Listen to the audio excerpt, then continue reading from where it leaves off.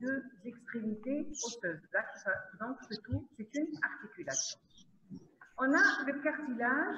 Le cartilage, c'est la partie qui tapisse l'os. C'est une structure donc, fibrillaire d'un tissu fibreux qui permet le glissement et l'amortissement des chocs qu'on exerce sur l'articulation ou sur un segment osseux.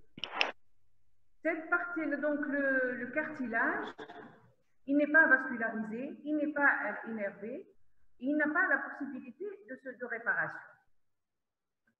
La membrane synoviale articulaire, donc c'est une couche trifide, c'est cette membrane-là qui entoure le synovial normal. Le volume le plus important de ce liquide-là, donc c'est l'articulation la plus grande, par exemple, le genou ou la hanche, elle contient plus de 4 cc de liquide synovial. Il a une couleur pâle, transparent, il est visqueux, il ne comporte moins de 200 éléments par millimètre cube, avec 25% de polynucléaire. C'est un liquide qui stérile.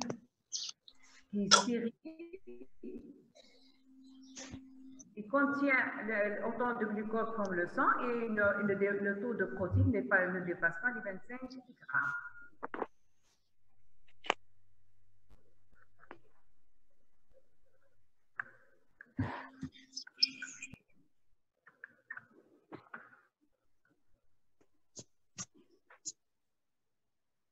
Voilà, donc il y a les autres structures, donc les ligaments, les tissus qui entourent l'articulation. Il y a donc l'articulation un rôle de stabilisation de la population et il joue un rôle important dans la mobilité, ainsi que les nerfs et les vaisseaux qui nourrissent cette du corps. Dans la pathologie, deux grandes pathologies, c'est la pathologie inflammatoire, l'inflammation, et la pathologie générative ou mécanique, c'est l'arthrose. Donc, en temps normal, la structure articulaire, donc la surface articulaire qui est lisse, régulière, en cas d'inflammation, il va y avoir des perturbations locales sur les tissus de l'articulation. Donc, quand on a une inflammation, donc c'est l'inflammation en fait de la synoviale, on a une synovite. Si l'inflammation, on ne l'arrête pas au stade de synovite, l'os sous-chondral va subir des ulcérations osseuses et des déformations. Quelles sont les causes de cette inflammation? Quand on a une inflammation, ça veut dire que l'articulation, elle était agressée, soit par un problème infectieux, donc on a un germe microbien qui s'est introduit à l'articulation. Et on a un germe, on a l'arthrite septique et non spécifique, pardon, spécifique et non spécifique. Et on a l'articulation à l'arthrite infectieuse, le germe microbien, on dit arthrite septique ou aseptique. L'étiologie, donc les arthrites infectieuses, vous allez avoir un cours avec les détails. Sauf le petit détail ici, c'est le septique, ça veut dire le germe microbien dans l'articulation. Et les arthrites aseptiques, donc le germe, il se retrouve loin de l'articulation. Les autres causes de l'inflammation synoviale, on a aussi les pathologies métaboliques et on a les pathologies auto-immunes des inflammations qui sont dues à un taux d'immunité et qui provoquent une inflammation synoviale. Et jusqu'à présent, on ne connaît pas l'étiologie exacte de ces pathologies.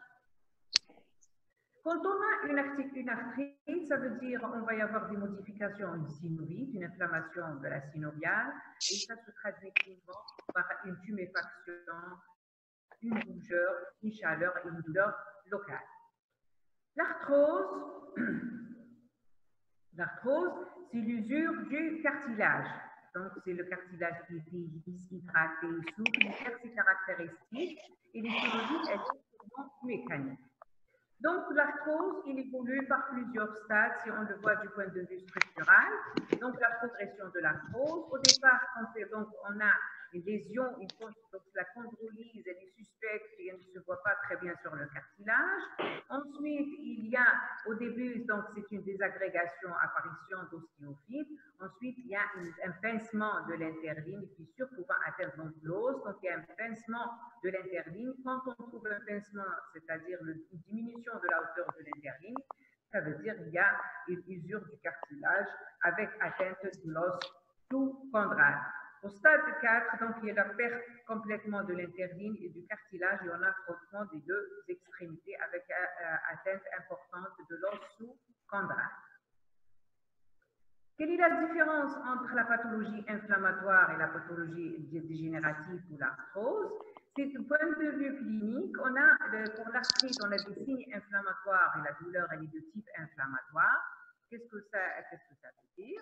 Ça veut dire qu'il y a une douleur inflammatoire, comme vous le connaissez, une sémiologie, c'est une douleur permanente qui s'exacerbe la deuxième moitié et s'accompagne d'une raideur ou verrouillage matinal. On a des signes inflammatoires locaux, une rougeur, une chaleur, une effraction. Et l'arthrose, par contre, on a des douleurs mécaniques. Douleur mécanique, c'est quoi? C'est une douleur qui survient à l'effort et elle est diminuée ou bien elle disparaît au repos. Dans la pathologie inflammatoire ou l'arthrite, il y a une perturbation du bilan biologique, on a un syndrome inflammatoire biologique. Par contre, dans l'arthrose, il n'y a pas de syndrome inflammatoire biologique, il n'y a pas de perturbation biologique spécifique à l'arthrose. La radiographie, dans l'arthrite, on commence radiologiquement par une diminution, des minéralisations. Ensuite, pincement, érosion et destruction, bien sûr, en fonction de l'évolution de l'arthrite. L'arthrose, c'est le pincement et les condensations, ensuite des géodes et des ostéophytes, l'articule des extrémités.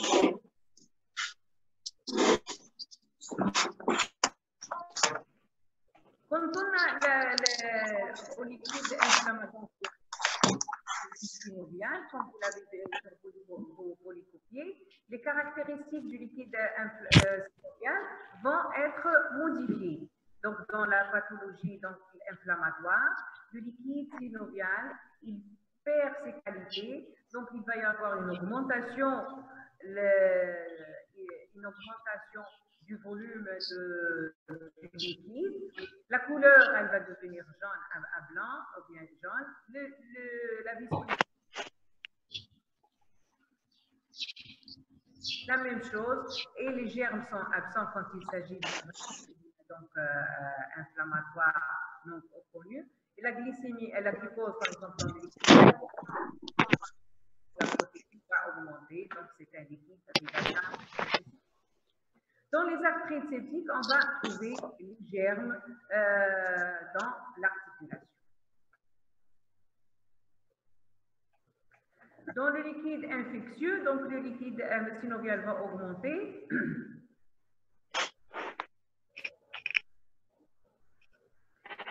L'aspect du liquide il devient donc fluide, voire même trouble ou purulent en cas d'arthrite septique. La viscosité elle est nettement diminuée, devient donc fluide. Les éléments cellulaires vont augmenter. Quand on a les éléments cellulaires qui dépassent les 100 000, déjà il faut suspecter la pathologie infectieuse.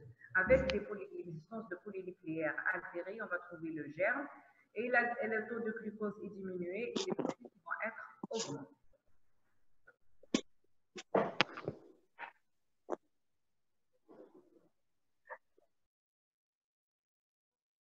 Voilà les signes donc en cas d'arthrose. Les signes donc c'est le pincement, une diminution de la hauteur de l'interligne. La différence ici en articulation normale. Regardez la hauteur ici, la hauteur de l'interligne qui a diminué. Et on va trouver des bêtes ostéophytiques, c'est les excroissances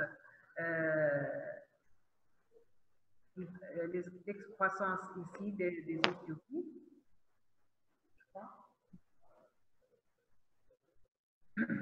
Et cliniquement, on va trouver ces nodosités-là qui évoquent la présence d'ostéophytes dans l'articulation. Ce sont les nodosités-là avec des déformations, bien sûr, externes de l'articulation. Ça dépend du siège l'arthrose.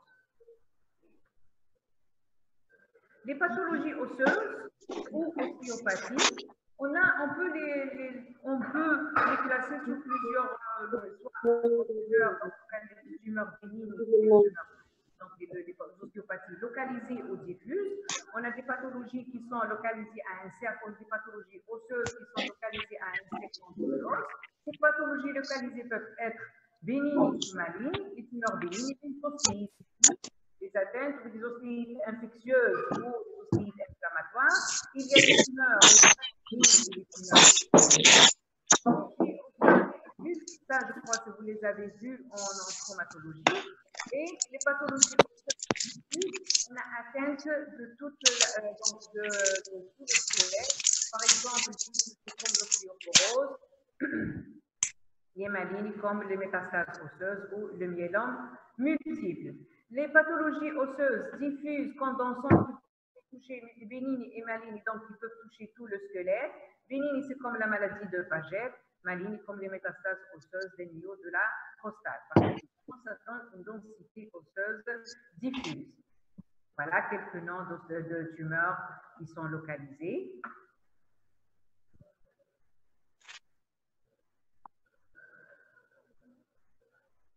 Voilà, ici, c'est une tumeur bénigne localisée, l'ostéomostéoïde, que vous avez vu probablement en chirurgie. Ça, c'est une ostéopathie, donc tumeur osseuse maligne, c'est l'ostéosarcome au niveau de la tiers inférieure du fémur.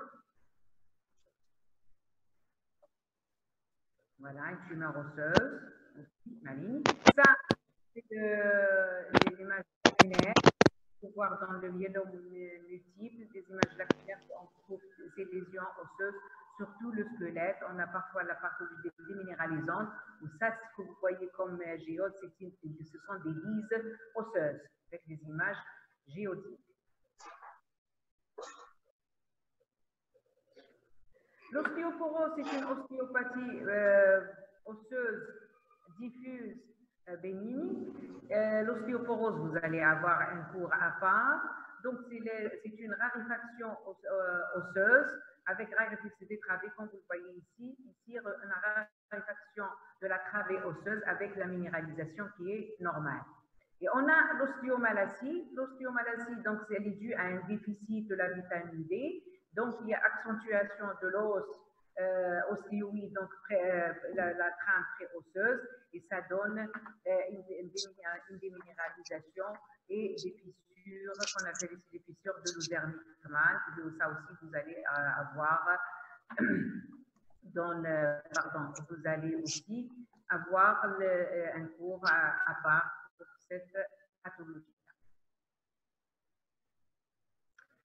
La maladie de Paget, comme on a dit, c'est une ostéopathie condensante, diffuse condensante. Elle se caractérise par une déformation avec hypertrophie de l'os qui peut toucher tout le squelette. À la radio, donc les sièges préférentiels, c'est le crâne, le bassin, les genoux, la hanche, et les côtes, les l'humérus, et pratiquement tout, ça donne une densité osseuse diffuse, comme vous le voyez ici. Regardez un aspect fibrillaire au niveau de la hanche, avec l'hypertrophie de la tête, ça donne des coxopathies ici, qu'on appelle les coxopathies pagétiques, avec une densité osseuse, et l'os qui devient hyperdense. Qui dit hyperdense, donc à la radiographie, on va le voir d'une image blanchâtre. La densité, c'est la couleur blanche qu'on voit ici sur les radios. Hyperdense. Regardez ici l'aspect fibrillaire de l'os trabéculaire avec épaississement des corticales. Bien sûr, il va y avoir des ordres architecturaux, une hypertrophie de l'os, même cliniquement. Regardez ici l'hypertrophie avec des formations de l'os du tibia, avec le péroné qui n'est pas atteint, donc ça risque de fracture importante.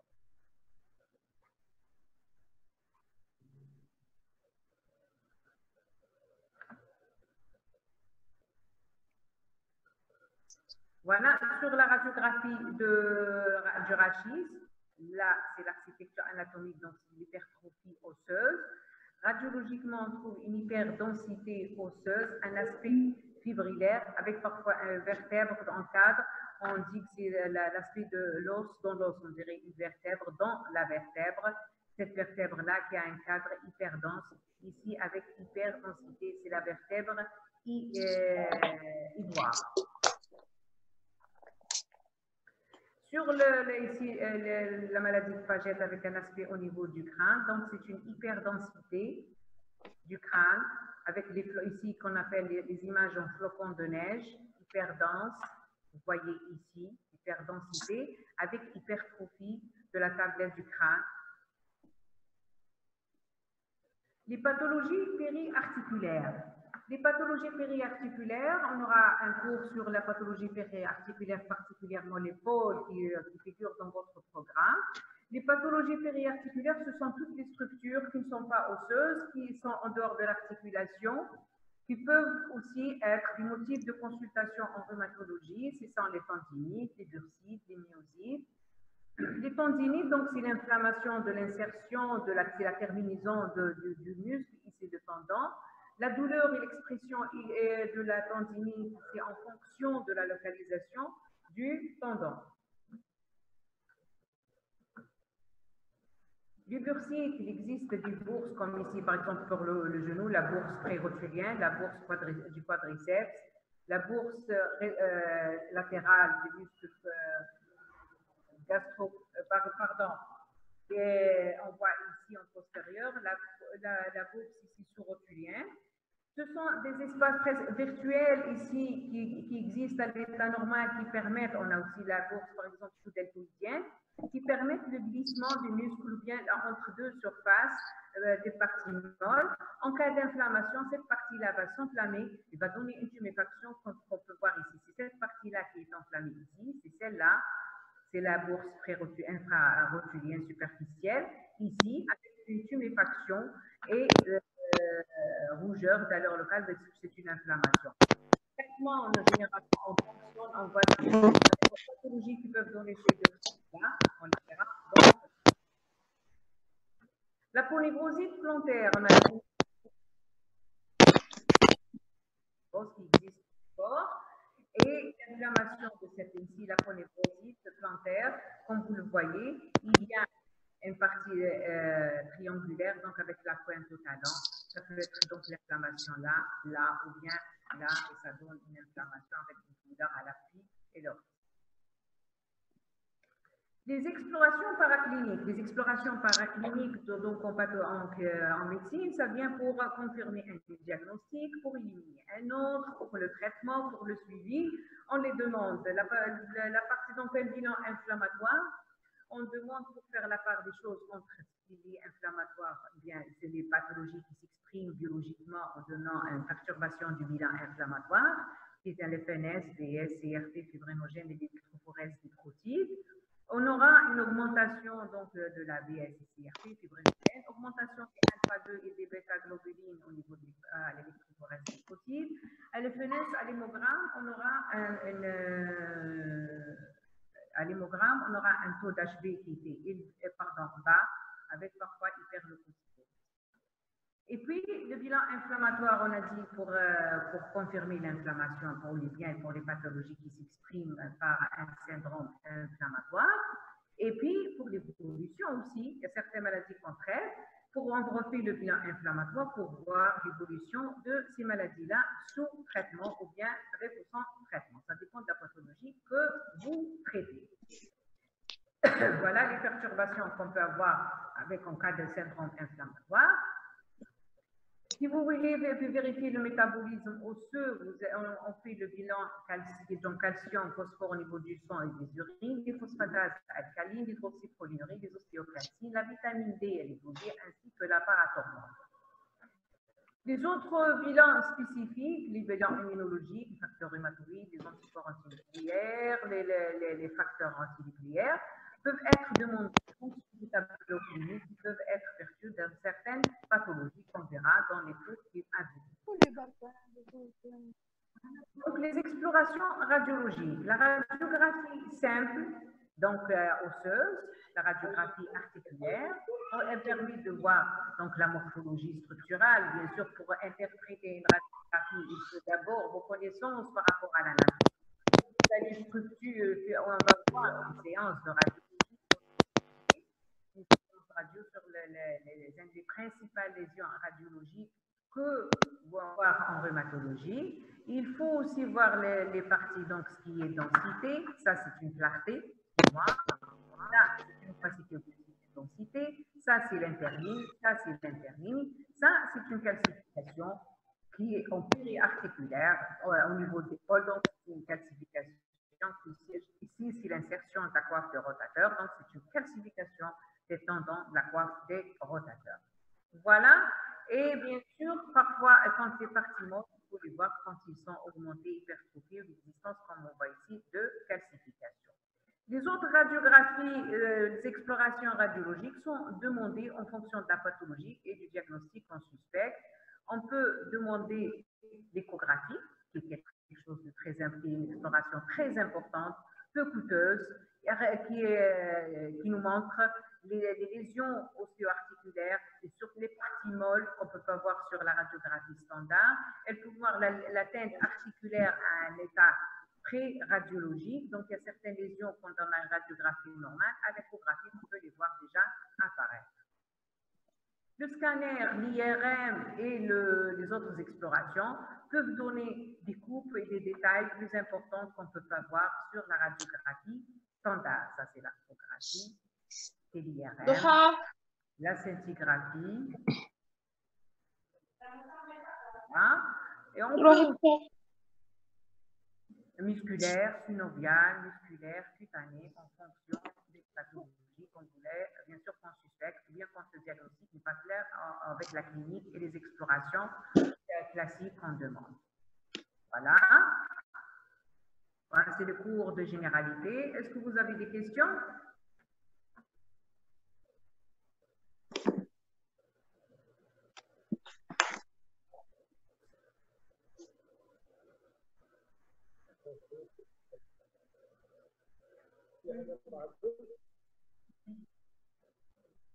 Est-ce que vous avez des questions?